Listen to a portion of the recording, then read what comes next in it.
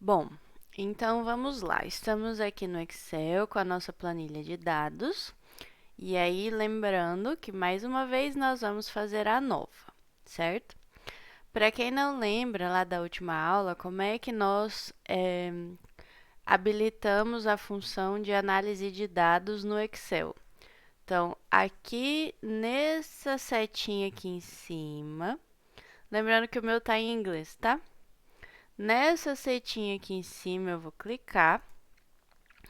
E aqui embaixo vai ter uma opção, está escrito More Commands, em português vai estar escrito Mais Comandos. Clico aqui. Aqui do lado, na barra lateral, eu vou procurar aqui embaixo a opção Suplementos, que em inglês é Add-ins. Então, vou clicar aqui, Suplementos. E na hora que abrir, vai ter várias opções aqui. Entre elas vai ter ferramenta de análise VBA, e essa aqui vai estar lá embaixo também, que é ferramenta de análise. O meu é Analysis Toolpack, tá? Escolham lá, tanto faz esta ou essa, VBA ou sem VBA. Cliquem e cliquem em Ir, aqui nesse pedacinho. Clicando em Ir, vai abrir essa janela e vocês vão selecionar aqui em cima as ferramentas de análise ou análise de dados, não lembro como é que tá. Marquem aqui e deem OK. Depois que vocês fazem isso uma vez, todas as vezes que vocês forem aqui em cima na paginazinha dos dados, aqui no canto vai estar a ferramenta de análise de dados, tá? Então, vamos lá. Vou clicar na ferramenta.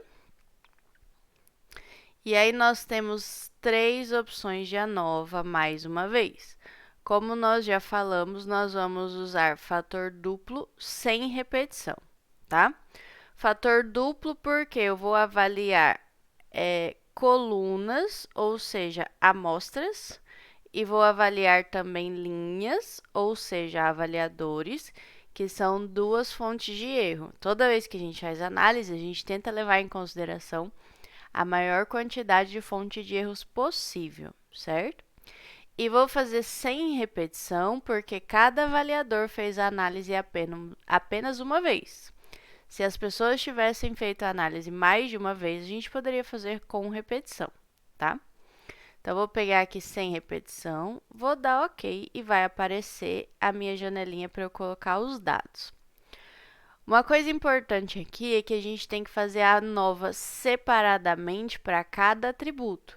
Então, eu vou fazer uma ANOVA para aparência, depois eu vou fazer uma para aroma, depois para sabor, depois para textura, depois para impressão global e, por último, para intenção de compra.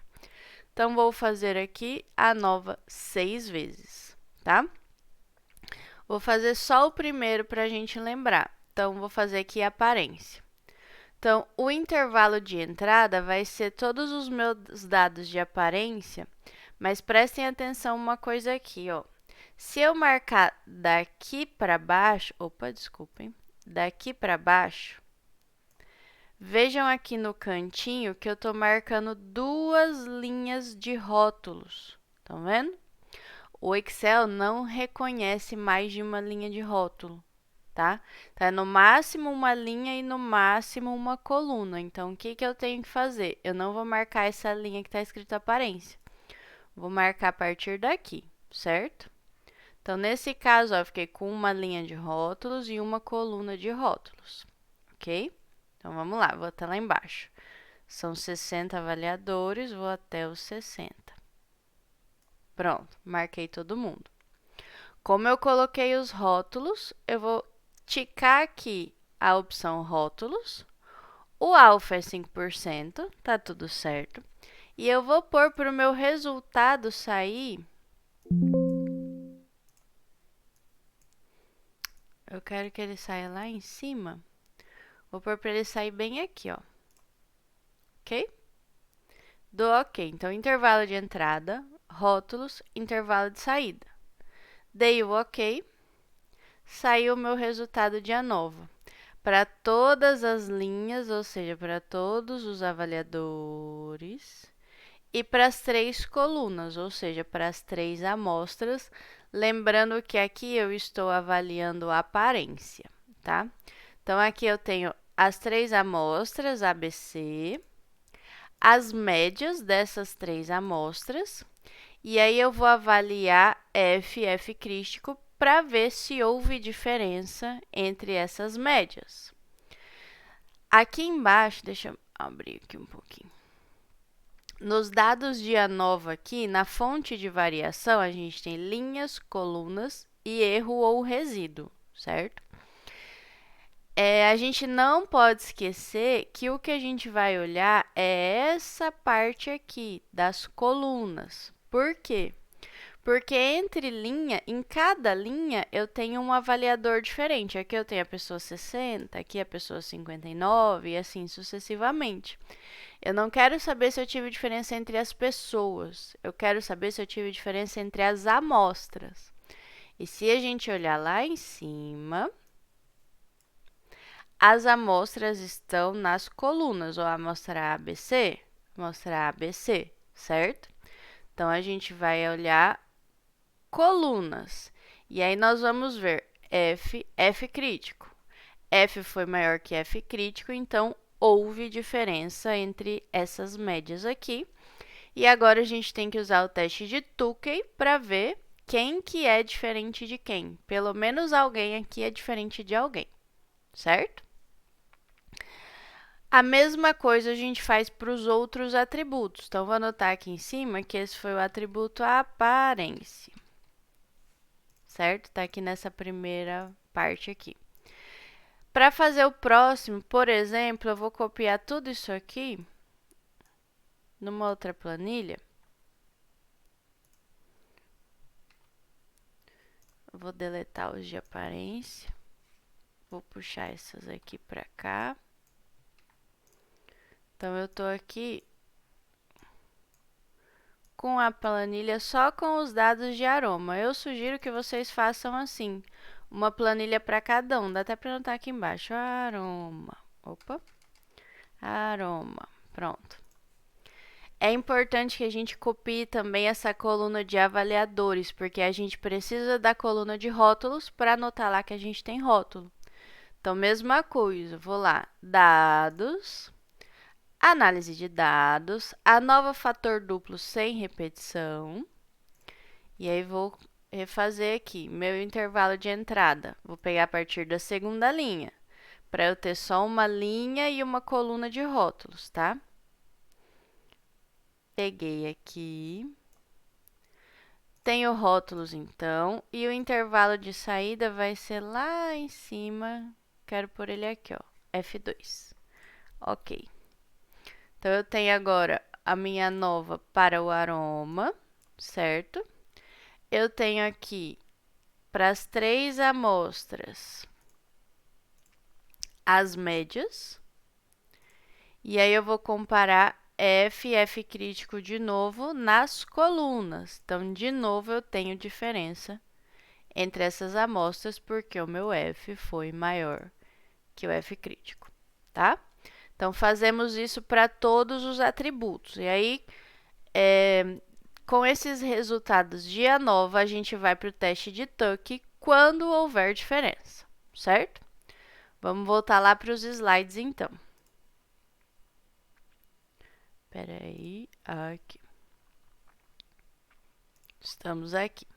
Então, aqui é a tabela de dados, né? Aí, a gente já falou que a gente vai usar o ANOVA para ver se tem diferença entre todos os atributos. E toda vez que o F for maior que o crítico, essa diferença existe. Então, se existir, a gente vai usar o teste de Tukey, ou Tukey, tanto faz. Então, vamos lá.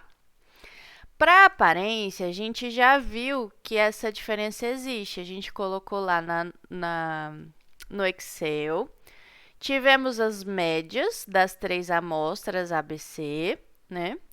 E lá nas colunas, ou seja, entre as amostras, a gente viu que o F era maior que o F crítico.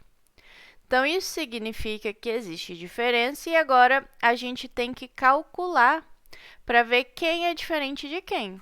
O fato de existir diferença me diz que pelo menos uma dessas médias é diferente das outras, mas pode ser que sejam duas, pode ser que duas sejam iguais e uma seja diferente. Enfim, a gente não sabe onde essa diferença está. É isso que a gente vai calcular agora. E lembrando que a diferença só no atributo aparência ao nível de 5%, tá? Então, vamos lá. Se existir essa diferença, então, essa é a fórmula do teste de Tukey, que lembra bastante o teste de Duné que a gente usou lá no outro teste de comparação múltipla, certo? Aqui a gente também tem um QMR, que é o quadrado médio do resíduo, que é o erro. Também temos número de avaliadores e também temos um Q, que é um valor tabelado, que depende da quantidade de amostras e do grau de liberdade do resíduo. Então, o que nós sabemos até agora? Nós usamos 60 pessoas, então o N é 60. O QMR está aqui na nossa ANOVA, ou MQR, média dos quadrados ou quadrado médio, tanto faz. Então, é o quadrado médio do resíduo ou do erro. Então, é esse valorzinho aqui, 1,45499. Lembrando que erro é resíduo. Esse é o valor do QMR. Falta a gente achar o Q minúsculo, que é tabelado. Essa é a tabela, então, para a gente encontrar esse Q minúsculo. O I, que essa parte aqui é o número de tratamentos ou número de amostras. Eram amostras ABC, então 3 amostras. E o N, asterisco, é o número de graus de liberdade do resíduo que está lá na nossa ANOVA. A segunda coisa que tem lá na ANOVA é o GL, que é o grau de liberdade. Então, do resíduo ou do erro, 118. A gente pega o mais próximo. Então, aqui, ó, 120. 120, 3 amostras, fazemos o cruzamento. A gente vai achar 3,36. Então, esse é o nosso Q minúsculo. Temos todos os dados, podemos calcular o nosso DMS. Então, vamos lá. Todos os valores aqui. Então, o DMS vai ser o 3,36, que vai multiplicar a raiz quadrada do 1,45499 dividido por 60. O primeiro passo é fazer essa divisão. Então, 1,45499 por 60 vai dar 0,0242. Segundo passo, tirar essa raiz quadrada. Então, vai ficar 3,36 vezes a raiz quadrada desse número, 0,1556. Multiplicando, 0,5228. Então, essa é a diferença mínima significativa. A partir desse valor, as amostras são diferentes. Então, o que eu vou fazer agora é calcular a diferença entre as amostras, todas entre todas. Lembrem que a gente tem a amostra ABC. Então, eu vou comparar A com B, vou comparar A com C e vou comparar B com C. Vou comparar todas entre todas, tá? A média da amostra A deu 5,8, B 7,03 e C 3,9. A gente sempre compara as médias, certo? Sempre as médias. Então, vamos lá. Média da A menos a média da B deu 5,8 menos esse 7,03. 1,23 negativo. A menos C, 5,8 aqui, menos 3,9. 1,9 positivo. E B menos C, 7,03 menos 3,9, 3,13 também positivo. O sinal não importa, porque essa diferença é em módulo, tá? Então, eu calculei todas as diferenças entre todas e vou ver quais estão acima do DMS. Se a gente olhar aqui, ó, as 3 estão acima do DMS. Então, ninguém é igual a ninguém em relação a este atributo que é a aparência. Então, todas as amostras têm aparência diferente uma das outras. A é diferente de B, A é diferente de C, B é diferente de C. Na hora que eu pego esses dados para colocar numa tabela, Então, todas as amostras diferiram entre si no atributo aparência, a nível de 5%. Quando eu pego esses dados para pôr numa tabela, então eu vou pegar essas médias, colocar aqui na tabela. Então, para as amostras, a aparência deu isso, isso e isso. Ninguém é igual a ninguém, então cada um vai ganhar uma letrinha diferente. E aí a gente tem a legenda embaixo. Médias com a mesma letra na mesma coluna não apresentam diferença. As letras são diferentes, então elas apresentam diferença neste atributo, tá? Professora, por que a B está com a letra A? Por que o A está no meio, o B está em cima e o C está embaixo? Por que você não colocou A, B, C em ordem? Normalmente, a gente dá a primeira letra para a maior média e assim sucessivamente. A maior ganha a primeira letra, a intermediária ganha a segunda letra e a menor ganha a terceira letra. Isso é comum, tá? Não é obrigatório, mas é comum, ok? Com esses resultados, eu posso tirar algumas conclusões sobre a aparência dessas amostras. Então, por exemplo, a primeira conclusão obrigatória é que as 3 amostras apresentaram diferença na aparência, ao nível de 5%, pelo teste de Tuckey. E a segunda conclusão que eu posso fazer é, baseado nas médias, eu posso dizer em que faixa que ficou a aparência das amostras. Por exemplo, a amostra que teve maior aceitação, maior nota, foi a B. E ela ficou 7,03, então ficou entre 7 e 8. Entre gostei moderadamente e gostei muito. E a que teve a menor aceitação em relação à aparência foi a C.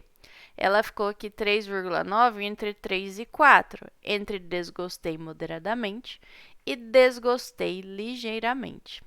Então, todas essas conclusões são válidas para esse atributo aqui, tá? Fazemos isso com todos os demais. Então, só mais um exemplo para vocês. Temos aqui o atributo textura.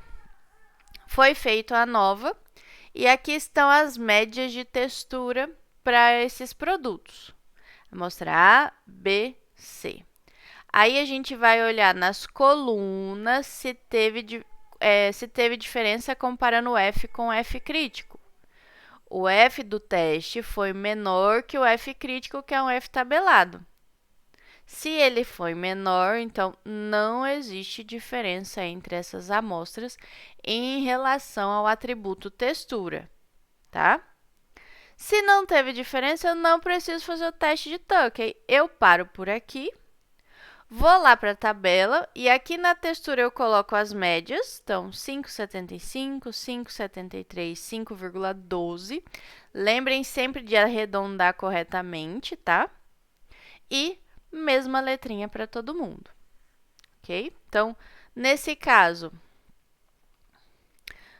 as amostras não apresentaram diferença na textura e se todas ficaram entre 5 e 6, todas ficaram entre não gostei nem desgostei e gostei ligeiramente para este atributo, ok? Façam isso com os demais, vocês vão encontrar uma tabela assim. Testem lá, pratiquem um pouquinho, tá? E aqui tem algumas conclusões gerais, certo? Por exemplo, aqui no sabor, a amostra A se destacou no atributo sabor tanto quanto a amostra B, por exemplo. A amostra B se destacou no sabor também, empatada com A, e na aparência ela se destacou, mas aí ela se destacou sozinha. A amostra C se destacou, por exemplo, no aroma, foi a que ela teve a maior nota. Enfim, a impressão global também teve aqui um empate entre A e B e a amostra C, de forma geral, foi a menos aceita. Essas conclusões são as mais variadas, tá? Dá para escrever muita coisa baseada numa tabelinha dessa. O que é importantíssimo em relação a esse teste? Primeiro,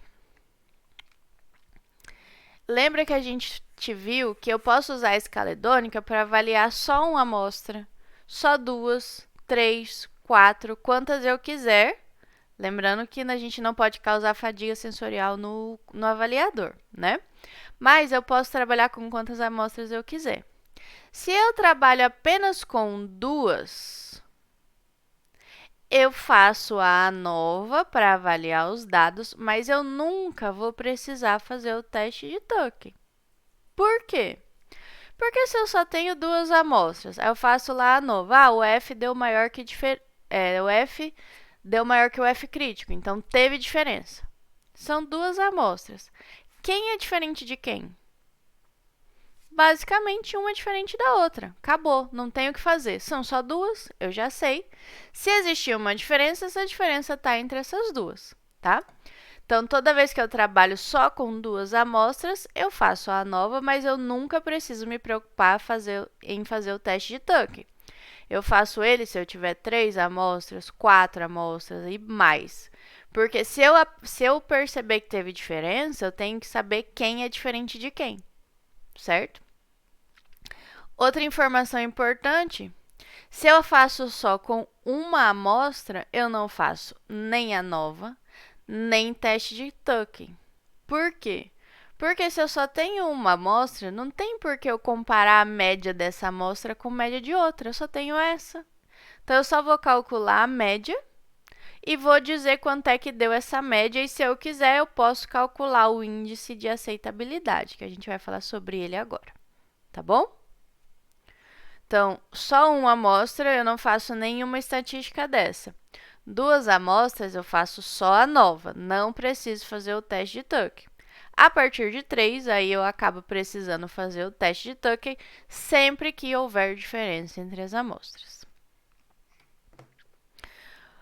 Então, essa informação extra, como é que a gente calcula esse índice de aceitabilidade e por que ele é tão importante? Porque a literatura nos diz que se eu tiver um índice de aceitabilidade maior ou igual que 70%, eu posso dizer que a minha amostra foi bem aceita. Isso me ajuda muito quando eu trabalho com uma amostra só. Eu falo, eu fiz um teste de aceitação, usei escala hedônica com a minha amostra, a média foi 5. Isso não diz muita coisa. Mas se eu calculo esse índice e falo, olha, ela teve uma aceitação de 60%, o que eu vou dizer? Ainda não tem uma aceitabilidade muito boa, eu preciso melhorar alguns atributos para ela ser mais bem aceita, por exemplo, tá? O cálculo desse índice de aceitabilidade, que é em porcentagem, é muito simples. Eu vou pegar o A, que é a média que o meu produto teve, multiplicar por 100 e dividir pela nota máxima possível.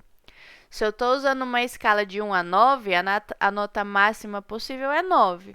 Se eu estou usando a escala lá de intenção de compra, que vai de 1 a 5, a nota máxima possível é 5, tá?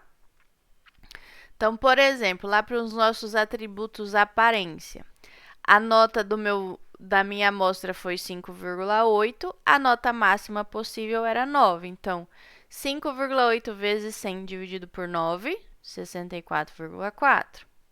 Essa aqui, 703 vezes 100 por 9, deu 78 e a última deu 43. Então, em relação a essas minhas 3 amostras, a única que teve uma aparência bem aceita, de acordo com a literatura, é a amostra B, que ultrapassou os 70%, tá? Se a gente fizer isso para todos os atributos, a gente vai chegar nessa tabela. E aí vocês podem ver que a gente tem aqui, ó, a B, ela teve uma boa aceitabilidade na aparência, no aroma e no global. A só teve uma boa aceitabilidade no sabor, que já é muita coisa, né? Porque o sabor é bem importante. E a C, uma boa aceitabilidade no aroma. Então, eu posso tirar várias conclusões desses resultados também. Ó, as nossas aceitabilidades aí. Ah, faltou o 87, viu? Esqueci de marcar aqui. Em relação a essas amostras, conclui-se que apenas a B pode ser considerada de boa aceitação, porque o índice de aceitabilidade geral, que é o global, ultrapassou os 70%. Só que mesmo assim, os atributos de sabor e textura dela precisam ser melhorados para passar os 70%, tá? Então, o índice de aceitabilidade, a gente sempre diz que é baseado na literatura.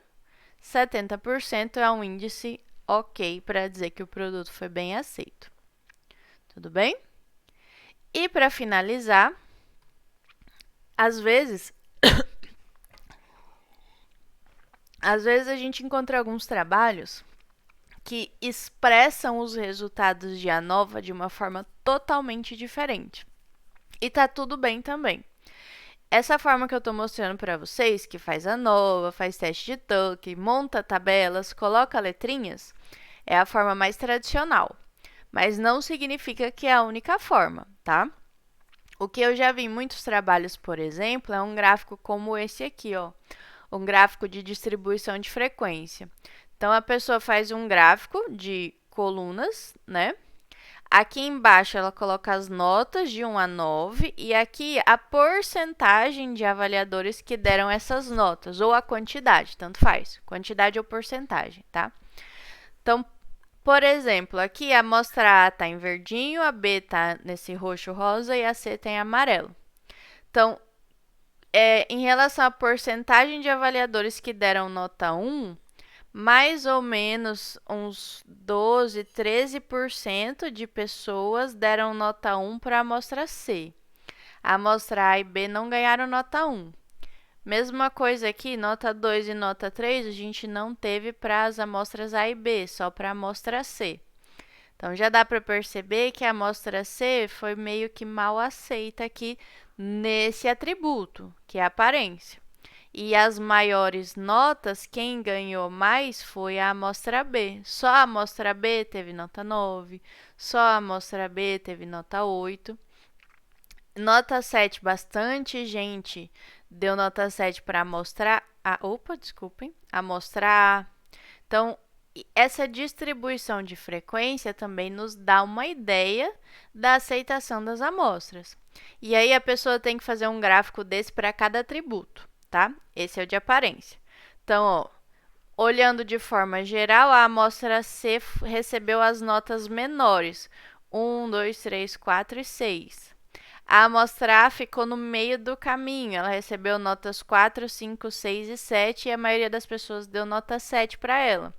E a amostra B já teve notas maiores, 4, 6, 7, 8 e 9. A maioria das pessoas deu nota 8.